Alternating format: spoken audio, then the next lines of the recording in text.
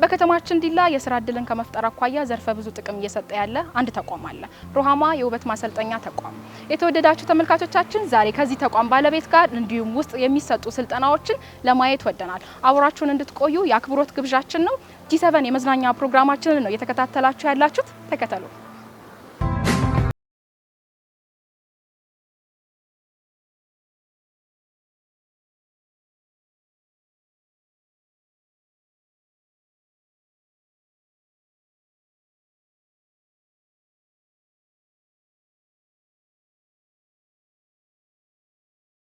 መዝናኛ ፕሮግራማችንን ነው እየተከታተላችሁ ያላችሁት። የተወደዳችሁ ተመልካቾቻችን መርጣችሁ ወዳችሁን በልዩነት እየተከታተላችሁን ስለሆነ እጅግ በጣም እናመሰግናችኋለን። መግቢያችን ላይ ወደ ሮሃማ የውበት ማሰልጠኛ ተቋም መተናል። በዚህ ተቋም ውስጥ ምን ስልጠናዎች ይሰጣሉ የሚለውን ጉዳይ ለማየት ወደ ውስጥ ገባ ብለናል። ከተቋሙ ባለቤት ጋር የሚኖረንን ቆይታ እንድትከታተሉት የአክብሮት ግብዣችን ነው። ወደዛው እንሄዳለን። ስለተገናኘን እጅግ በጣም ደስ ብሎኛል። አመሰግናለሁ። እኔም ደስ ብሎኛል። ስሜ ጠረፍዳር ካሳዬ ይባላል። እሺ አመሰግናለሁ። የዚህ ትልቅ ተቋም ባለቤት ነሽና መቼ ተመሰረተ ሮሃማ የውበት ማሰልጠኛ ተቋም? ምን አይነት ስልጠናዎችንስ ነው እየሰጠ ያለው? ተቋሙ የተመሰረተው በ2001 ዓመተ ምህረት ነው። እንግዲህ ከ2001 ዓመተ ምህረት ጀምሮ በርካታ አሰልጣኞችን በማሰልጠን ብቁ እያደረገ ወደ ስራ የማሰማራቱን ሂደቱን እንደቀጠለ ነው። አሁን በተቋማችን ውስጥ እየተሰጡ ያሉ የስልጠና አይነቶች የወንዶች የጸጉርና የውበት ሙያ ስልጠና በ17 አይነት ኮርስ እንሰጣለን። የሴቶች ደግሞ የጸጉርና የውበት ሙያ ስልጠና 22 አይነት ኮርሶችን እንሰጣለን።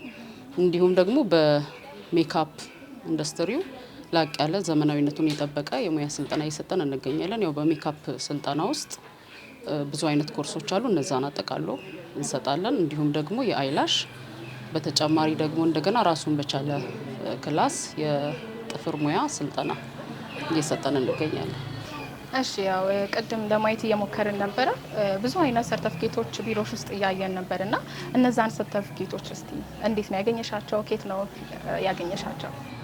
ኦኬ፣ እነዛን ሰርተፊኬቶች እንግዲህ ያው ከተጀመረ ረጅም ዓመት ነው። እንግዲህ ከተለያዩ ተራድኦ ድርጅቶች ጋር እንዲሁም ደግሞ መንግስታዊ ከሆኑና መንግስታዊ ካልሆኑ ተቋማት ጋር በጋራ ስምምነት በመፍጠር እንዲሁም ደግሞ በስፖንሰር የምንወስዳቸውንም ተማሪዎች በማሰልጠናችን በምንሰጣቸው የተለያዩ ዘርፈ ብዙ የሆኑ አገልግሎቶች ከተለያዩ ተቋማቶች መንግስታዊ ከሆኑና ካልሆኑ ተቋማት የተበረከቱ የምስጋና ሰርተፊኬቶች ናቸው። እጅግ በጣም ደስ ይላል። ምናልባት ተማሪዎችን በአጭር ጊዜ የሙያ ባለቤት ከማድረግ አንጻር በስንት ዙር ተማሪዎችሽን አስመርቀሻል? ከዛም ጋር ተያይዞ ተማሪዎችሽን ካስመረቅሻቸው በኋላስ ያለው የተማሪዎችሽ የስራ እድልስ ምን ይመስላል? ተፈላጊነታቸው ሮሃማ ማሰልጠኛ ተቋም ተምረዋል ሲባል ሰዎች ጋር ያለው ተቀባይነት ምን ይመስላል? ያ በዛ ዘርፍ እንግዲህ በጣም እግዚአብሔር ይመስገን ጥሩ ነው እስካሁን ድረስ ያለው ነገርና እንግዲህ ከዚህ እስከ ሞያሌ ድረስ ስቲል በተለይ እንደውም በአጋጣሚ አሁን ሰሞኑን የገናን በዓል ስለደረሰ በጣም በተጨናነቀ ሁኔታ ውስጥ ነው ያለነው። በጣም ብዙ አጀንዳችን ላይ እንግዲህ በጣም ብዙ የውበት ሳሎኖች ናቸው። ከዚህ እስከ ሞያሌ እስከ አርባ ምንጭም እንዲሁም ደግሞ በዚህ እስከ ቦረና ክብረ መንግስት እንደዚህ ያሉ ሀገራቶች ሁሉ አጎራባች ሀገራቶች በሙሉ ባለሙያ ፈልገው ወደኛ ይመጣሉና ሞር ደግሞ የራሳቸውን ድርጅት በመክፈት በስራ መስክ ተሰማርተው በጣም ብዙ ውጤታማ የሆኑ አሉ። ያው በእኛ የሙያ ማሰልጠኛ ተቋም ውስጥ እንደነገርኩሽ ዘርፈ ብዙ አገልግሎት ነው የሚሰጠውና ከዚህ ወጥተው እንግዲህ ትልልቅ የራሳቸውንም ድርጅቶች ከፍተው ማህበረሰቡን እያገለገሉ ራሳቸውን በደንብ ማስተዳደር የቻሉ በጣም ብዙ ናቸው።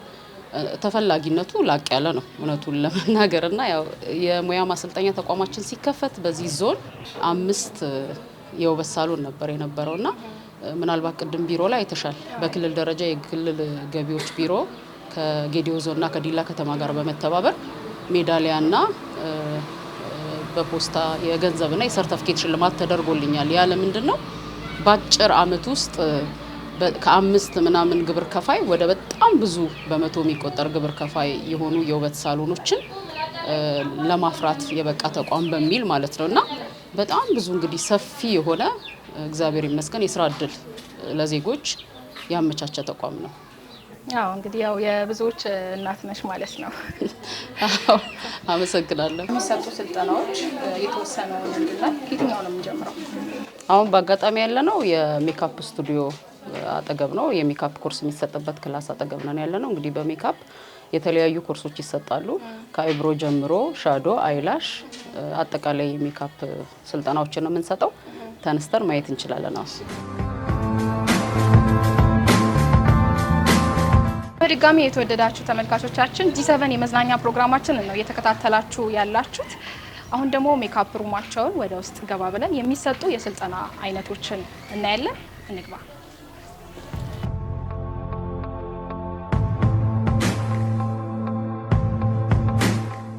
ሜካፕ ሩም ላይ የሚሰጠውን የስልጠና ሂደት ልታሳየን አንድ እህታችን አጠገብ ያለች፣ እንተዋወቅ። እሺ፣ ሩሃማ መስፍን እባላለሁ። እሺ፣ በመጀመሪያ እናንተ ጋር ሜካፕ ለመማር ስመጣ መጀመሪያ የሚጠበቅብኝ ነገር ምንድነው? እሺ፣ ከተመዘገበች በኋላ መጀመሪያ የምታየው በወረቀት ላይና በአሻንጉሊት ላይ መለማመድ ትጀምሪያለሽ። እሱ ላይ ፐርፌክት ስትሆኚ ወደ ሰው እናስገባሻለን ማለት ነው። እሺ፣ ያንን እናያለን አሁን።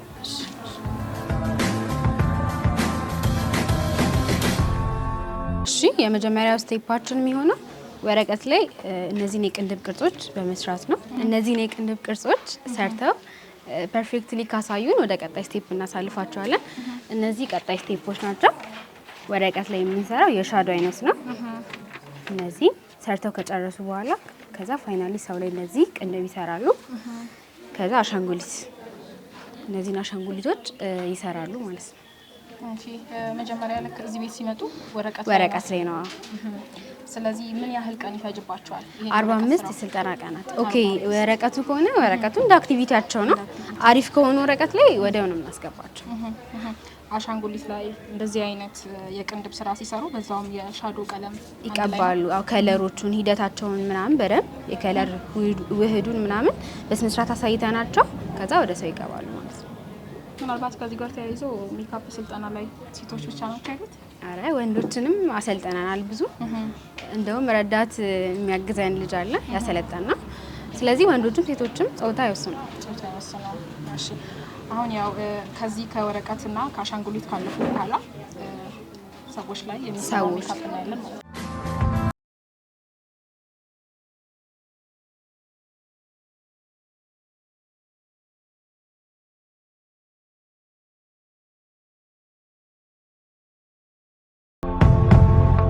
እሺ፣ ተማሪዎቻችን ከወረቀት ከእጅና ከአሻንጉሊት ስራ ካለፉ በኋላ ቅንድብ ላይ የሰው ቅንድብ ላይ ነው አፕላይ የሚያደርጉት። ስለዚህ ይሄ አሁን እየሰራች ያለችው ቅንድብ ይሄኛው ኩል ለ8 ሰዓት የሚቆየ ኩል አይነት ነው። ስለዚህ ዴይ ሜካፕ ከሆነ ቀለል ላለ ነገር ከፈለገች በዚህ ለስራም ለምናምን አንድ ሴት ከፈለገች በዚህ ሰርታ መውጣት ትችላለች ማለት ነው። ኩል ላይ በተለይ ቅንድብ ላይ ቅድም ሰዓታቶቻቸውን ስትገልጪ ነበርና ረጅም ሰዓት ያለው። እሺ፣ ረጅም ሰዓት የሚቆየው የቅንድብ አይነት ፖሜድ ነው። ሰዓታት ነው፣ 24 ሰዓት ይቆያል። ሂና ከሆነ ግን ያው ለ4 ቀን ምናምን መጠቀም ትችላለች። ሂና የሚባል የቅንድብ አይነት አለ። ሂና ከተሰራች አንድ ሴት 4 ቀን 5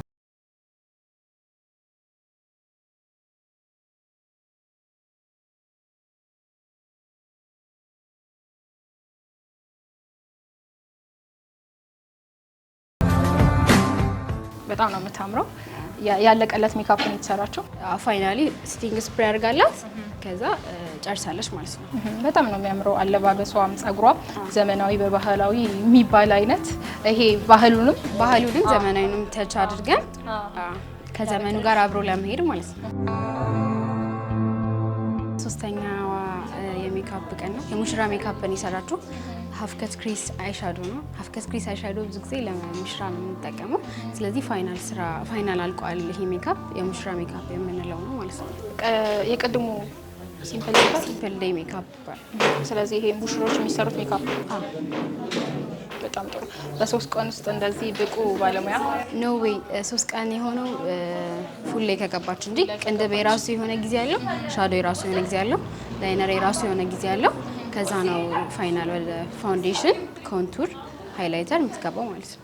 በአጠቃላይ ቅድም ካየናቸው ስቴፖች መጨረሻ ላይ እንደዚህ አይነት ቆንጆ ሉክ የሚሰጡት ወይም ደግሞ ከሜካፕ ተጠናቀዋል፣ ጎብዘዋል፣ ጨርሰዋል የምንለው በስንት ቀን ነው? አጠቃላይ 45 ቀን ነው። አንድ ተማሪ ፐርፌክት ለመሆን 45 ቀን ይፈጅበታል። 45 የስልጠና ቀናቶች ማለት ነው። በአጠቃላይ ሜካፕ የሚችልባቸው ቀናቶች ሜካፕ ለመቻል 45 የስልጠና ቀን ማለት ነው።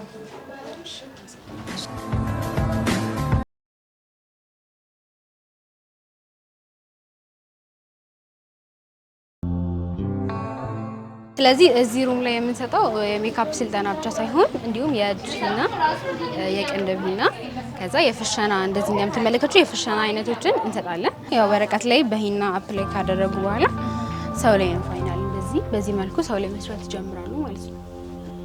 ከሂናው በተጨማሪ እንግዲህ እንደዚህ እንደምታዩት የተለያዩ የፍሸና አይነቶች እናሳያለን። እዚሁ ክላስ ላይ አንድ ሴት ልጅ ለሰርጓ ሜካፕ ብቻ ትሰራም እንግዲህ የእጅና ትሰራለች፣ ፍሸና ትሰራለች፣ ዌቭ አለ።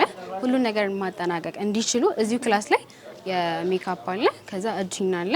እንደዚህ የተለያዩ የሰርግ ፍሸናዎች፣ ዌቭ፣ የተለያዩ አይነት ስልጠናዎችን እንሰጣቸዋለን እዚሁ ክላስ ላይ ማለት ነው።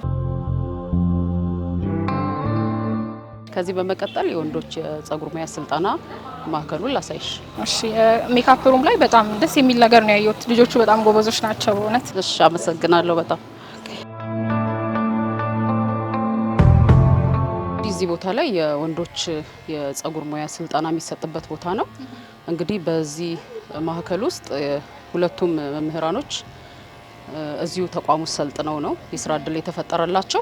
ሌላው ምንድነው በዚህ በወንዶች የሙያ ማሰልጠኛ ተቋም ውስጥ ለከተማው ማህበረሰብ ትልቅ የፈጠረው እድል ምንድነው እንግዲህ እንደሚታወቀው የወንዶች ጸጉር ቶሎ ቶሎ ያድጋልና እንደዚህ እንደምናየው ህጻናቶች አቅም የሌላቸው ከተለያዩ ተራድኦ ድርጅቶች ጨምሮ እንዲሁም ደግሞ ጡረታ የወጡ አባቶች ምናምን በነፃ ነው መተው ቢሰሩት። እዚህ ጋር ስትራላይዝ በተደረገ ማሽን በነፃ ነው በባለሙያ ድጋፍ ተደርጎ የሚስተካከሉት ማለት ነው። ከስልጠናው ጎን ለጎን ለከተማው አቅም ለሌላቸው ማህበረሰብ ትልቅ አስተዋጽኦ ያበረከተ ተቋም ነው። እነዚህ የምንመለከታቸው ደግሞ መምህራኖች በዚሁ ማሰልጠኛ ተቋም ውስጥ ስልጠና ወስደው ብቁ ሆነው ተቋሙ ስላመነባቸው መምህር አድርጎ በመምህርነት እየሰሩ ይገኛሉ። ከመምህራኖች ጋር ቆይታ ታደርጊያለሽ። በቀጣይ ደግሞ ወዳለው ክላስ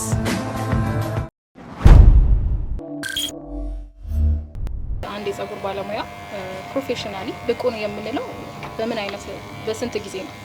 አዎ እንግዲህ እንደምታውቀው እዚህ ስልጠና የሚሰጠው ለ45 ቀን ነው። በ45 ቀን ውስጥ 17 አይነት ፕሮግራሞች አሉ። እነሱም በበቂ ሁኔታ ከጨረሱ ከዛ እኛ አይተን ዋናው የግቢዋን ኃላፊ እሷ ምን ያክል ይሄ ልጅ በቂ ነው የሚለውን ስንነግራት እሷ ነው አይታቸው ብቁነታቸው ይረጋገጣል ማለት ነው። በ45 ቀን ውስጥ ማለት ነው። የተወደዳችሁ ተመልካቾቻችን እየተከታተላችሁ ያላችሁት ከጌዲዮ ቴሌቪዥን ወደ እናንተ እየደረሰ ያለውን G7 የመዝናኛ ፕሮግራማችንን ነው። ቅኝታችንን አላበቃንም። እስካሁን የሁለት የስልጠና አይነቶችን አይተናል።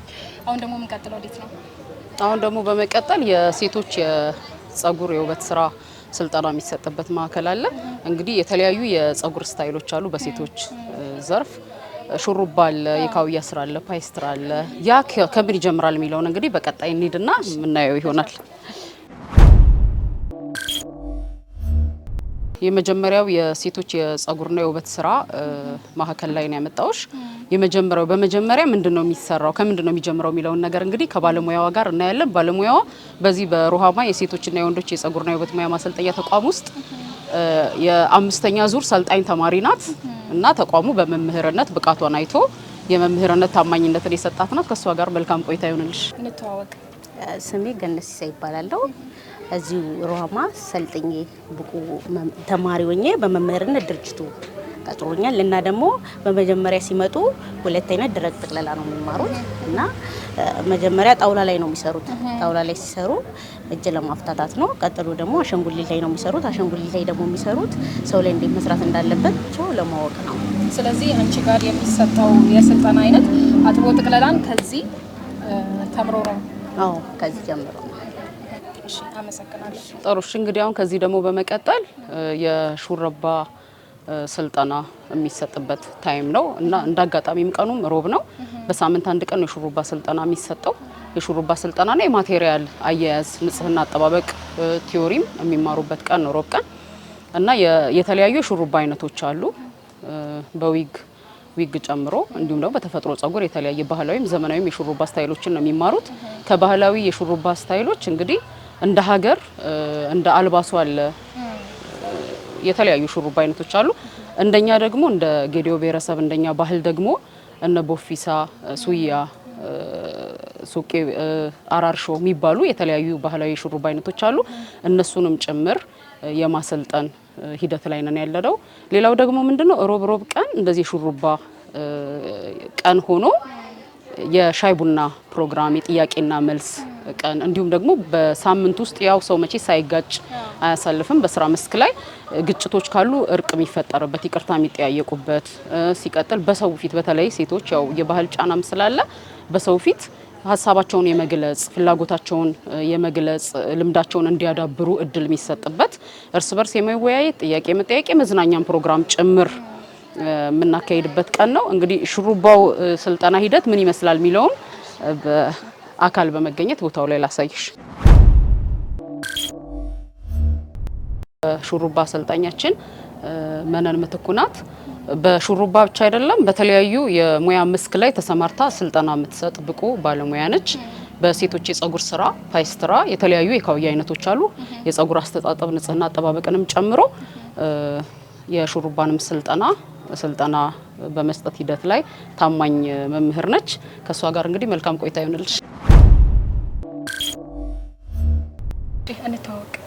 እኔ መምህርት መነን ምትኩ እባላለሁ። በሩሃማ ውስጥ የሹሩባና የካውያ አይነቶችን አስተምራለሁ። እሺ፣ እዚህ ክፍል ላይ እንግዲህ መጀመሪያ ተማሪዎች ሲመጡ ምንም አይነት ሹሩባ አይችሉም። ከዛ በኋላ ነው ብቁ ሆነው የሚሄዱት።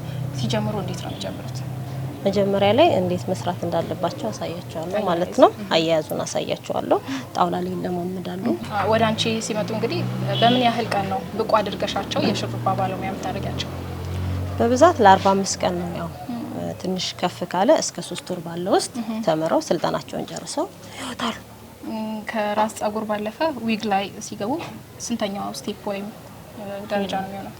መጀመሪያ ላይ ያው ቁጥርጥሮችን ይሰራሉ። ከዛን ሹሩባ፣ ከዛን እያሉ ነው ወደ ዊግ የሚገቡት ማለት ነው። ሶስተኛው ስቴፕ ላይ ዊግ መስራት ይጀምራሉ። ከዛን ስፌት ይማራሉ ማለት ነው። የተወደዳችሁ ተመልካቾቻችን እየተከታተላችሁ ያላችሁት ከጌዲዮ ቴሌቪዥን ወደ እናንተ እየደረሰ ያለውን G7 የመዝናኛ ፕሮግራማችንን ነው። ቆንጆ ቆይታ እያደረግን ነው ያለነው። ሩሃማ ማሰልጠኛ ተቋም ተገኝተናል። የሹሩባውን አየን። አሁን ደግሞ የሚቀረን ከዚህ በመቀጠል እንግዲህ የተለያዩ የጥፍር ስራዎች አሉ። በጥፍር ስራዎች ውስጥ ልጥፍ አለ፣ ጄል አለ፣ አክለሪክ አለ፣ ሙሌት አለ፣ ናቹራል ጥፍር ንጽህና አጠባበቅ አለ። እንግዲህ ያንን ደግሞ በአካል ቦታው ላይ በመገኘት እናያለን። ወደ ጥፍር ስልጠናው እስክንደርስ ድረስ ምናልባት እንግዲህ አንድ ሰው ወደ አንቺ ቤት ሲመጣ ስልጠናውን ለመውሰድ ስራ ሆኖ ቢዚ ሆኖ እንግዲህ የማይመቸው ሰው ሊኖር ይችላልና የቅዳሜና የእሁድ የስልጠና አይነቶች ምን ይመስላሉ? ኦኬ፣ ጥሩ። እንግዲህ የስልጠና መርሃ ግብራችን በመደበኛ በቀንና በማታ ጠዋት ከ2 ሰዓት እስከ 6 ሰዓት ለምሳ ደግሞ ይወጡና ከ7 ሰዓት ተኩል ከ7 እስከ 7 ተኩል ይገኛሉ። ከ7 ተኩል የጀመረው ክላስ ደግሞ 11 ሰዓት ያበቃል።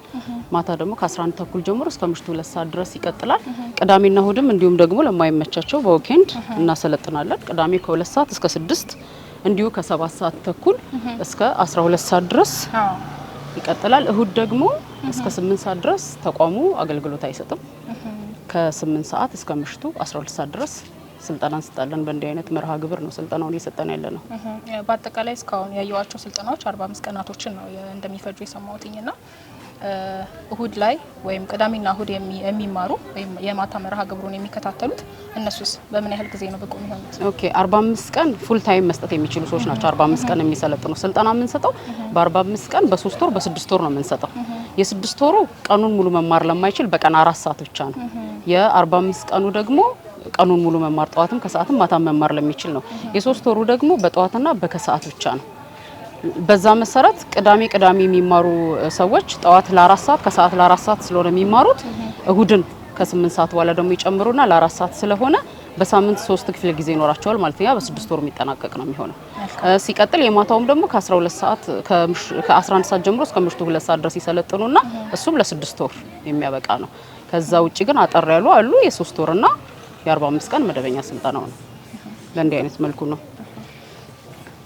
ያው ብቁ ሆነው እንግዲህ ከጨረሱ በኋላ የሚመረቁትም ከኖርማሊ መደበኛ ተማሪዎች ጋር እኩል ነው? አዎ እኩል ነው ማለት ያው የምናስመርቀው በአመት ወይ ደግሞ ከተመቸን ሁለቴ ነው የሚሆነው። በአመት አንዴ ወይም ደግሞ ሁለቴ ነው የሚሆነው። ግን ከዛ ደግሞ ቀድመው ለምሳሌ ከሀገር የሚወጡ አሉ ከኢትዮጵያ ውጪ የሚሄዱ የውጪ ጉዳይ እንትን ያላቸው እድል የገጠማቸው ሰዎች ካሉ ከዛ በፊት አጠር ያለ ፕሮግራም ተቋም ውስጥ በማድረግ በተማሪዎች መካከል አሁን እንደ አይነት የሻይ ቡና ፕሮግራማችን ሮብ ላይ አንዳንድ የመንግስት አካላቶችን ከክፍለ ከተማ ከከተማ በመጋበዝ ሰርቲፊኬት ሰጥተናቸው እንሸኛቸዋለን ማለት ነው። ከዛ ውጪ ግን እንደ ተቋም ሰፋ ባለ መልኩ የምናስመርቀው በአመት አንዴ ከቻልን ደግሞ ሁለቴ ነው የምናደርገው። ከተለያዩ ተራድኦ ድርጅቶች ደግሞ የሚመጡት ሰልጣኞች ይኖራሉ። ከሜሪ ጆይ ቪጋ የሚባል ተቋም አለ፣ ባላያ የሚባል ተቋም አለ። እንዲሁም ደግሞ ከተለያዩ ቤተ እምነቶች የሚመጡ የኮምፓክሽን ተማሪዎች አሉ። እነሱ 10ም ተማሪ ይምጣ 15ም ተማሪ ይምጣ 20ም ተማሪ ይምጣ ከተቋማቸው ጋር በጋራ በመሆን ከተቋሙ ተማሪና መምህራን ጋር በጋራ በመሆን አጠር ያለ ፕሮግራም አድርገን ሰርቲፊኬት ሰጥተን እንሸኛቸዋለን። ጥፍር ሙያ ስልጠና ማሳያ ማዕከል ውስጥ የተለያዩ የስራ አይነቶች አሉ። የመጀመሪያው ምንድነው? ልጥፍ አለ፣ ተፈጥሯዊ ጥፍርን ማጽዳት አለ፣ በንጽህና መያዝ፣ እሱን ማስዋብ አለ፣ ቀለም መቀባት አለ፣ ጥፍር ቀለም፣ ልጥፍ አለ፣ ጄል አለ፣ አክለሪክ አለ፣ ፔዲኬር አለ። እንግዲህ የተለያዩ አይነት የጥፍር ስታይሎች አሉ። እነዛን በዚህ በመደብናት ብቁ በሆነች ባለሙያ በሷ አማካይነት ስልጠናውን እንሰጣለን። እንግዲህ ስለ ስልጠናው ሂደት ምን ይመስላል የሚለውን ነገር ከመምህሯ ጋር መልካም ቆይታ ይሁንሽ። እሺ እንተዋወቅ። እሺ ፀሐይ ጉግሳ እባላለሁኝ። እዚህ ሮሃማ ተምሬ ድርጅቱ የስራ እድል ፈጥሮልኝ የጸጉርና የጥፍር መምህር ነኝ። እሺ አመሰግናለሁ። ወደ አንቺ ክፍል ሲመጡ ተማሪዎች እንግዲህ ምንም የጥፍር ሙያ የማያውቁ ናቸው። የመጀመሪያው ስቴፓቸው ምንድነው የሚሆነው? እሺ ለመጀመሪያ ጊዜ ሲመጡ ወረቀት ላይ ስዕል በመሳል ይጀምራሉ ማለት ነው። ቀጥሎ ደግሞ አሻንጉሊት አለን። አሻንጉሊት ላይ ማሞረድና ጥፍር እንዴት መለጠፍ እንዳለበት እዛው ላይ ያያሉ ማለት ነው። ወደ አንቺ ክፍል ሲመጡ ይህንን ስቴፕ ካለፉ በኋላ በምን ያህል ጊዜ ነው አንቺስ ብቁ የምታደርጊያቸው? እዚህ ከመጡ በኋላ በ45 ቀን ውስጥ ብቁ ባለሙያ ሆኑ። ከጥፍር ጎን ለጎን የፔዲኩር እዚህ ጋር እያየሁ ነው እና እሱስ የመጀመሪያው ሂደቱ ምን ይመስላል? እሺ የመጀመሪያውን ሂደት በመዘፍዘፍ እንጀምራለን ማለት ነው። ከዘፈዘፍን በኋላ አውጥተን ማሳጅ በማድረግ እንጀምራለን። እኔ የሞቱ ቆዳ የሞቱ ቆዳዎችን ይሄንን በመጨመር የምናጸዳበት ይሆናል። ሁለት ደግሞ ይሄኛውን ሻምፖ ይባላል። ሻምፖም ጨምረን ለማጽዳት ይረዳናል ማለት ነው። ይሄም ስልጠና 45 ቀን ነው የሚፈጀው? አዎ። የተወደዳችሁ ተመልካቾቻችን በድጋሚ G7 የመዝናኛ ፕሮግራማችንን ነው የተከታተላችሁ ያላችሁት። የማሰልጠኛ ተቋም ውስጥ ዞር ዞር ብለን የሚሰጡ ስልጠና ሂደቶችን አየንቃኘን። ሮብ እዚህ ቤት የተለየ ቀን አለ። እንደዚህ ሰብሰብ ብሎ ተማሪዎችም በህብረት የሚያሳልፉት ቀን አለና ለምን ይሁን ሮብ ዕለት እንደዚህ አይነት ህብረት ያለው ብለን እንግዲህ እናስባለን። ምንድነው የተለየ ነገር ሮብ ዕለት ያለው ምንድነው? ሮብን እንግዲህ እንደዚህ ሙያ ማሰልጠኛ ተቋም ለየት የሚያደርገው ሮብ ተማሪዎች በጋራ ፌስ ቱ ፌስ የሚተያዩበት የሚወያዩበት እንደዚህ ኮፊ ሴሪሞኒ ይኖረናል። ሻይ ቡና የሚሉበት ጥያቄና መልስ ስለነበራቸው የሳምንት ቆይታ የሚወያዩበት እለት ነው። ሌላው ደግሞ ምንድነው ያው በሳምንት ውስጥ በመደበኛ የስራ መስካቸው ላይ ሲቆዩ የግል ከስተመራቸውን ይዘው በግል ነው ስራቸውን የሚያካሂዱት። በዛ በስራ ሂደት ውስጥ የሀሳብ አለመግባባት ሊፈጠር ይችላል፣ ግጭት ሊፈጠር ይችላል እና ግጭት አፈታት ስርዓትን የማዳበር ሌላው ምንድነው ይቅር መባባል ይቅርታን እንደ አንድ ባህል የማጎልበትን ስርዓት የሚማሩበት ተግባራዊም የሚያደርጉበት እለት ነው። ቲዮሪ በሚማሩበትም ቀን በሮብ ቀን ነው የቲዮሪ ክላስ የሚኖራቸው።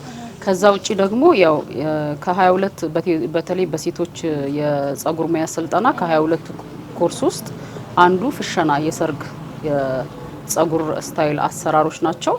ያን ስልጠና የሚወስዱበትም ቀን ነው። ፍሸና ላይ የደረሱ ተማሪዎች አንድ ላይ በግሩፕ ሆነው ሙሽራ የሚሞሽሩበት ቀን ነው። እንግዲህ ሮብ በጣም ለየት ያለ ቀን፣ የሚዝናኑበት ቀን ነው፣ የሚስቁበት ቀን ነው። በጣም ደስ ይላል። ማቴሪያል የሚጸዳበት ቀን ነው።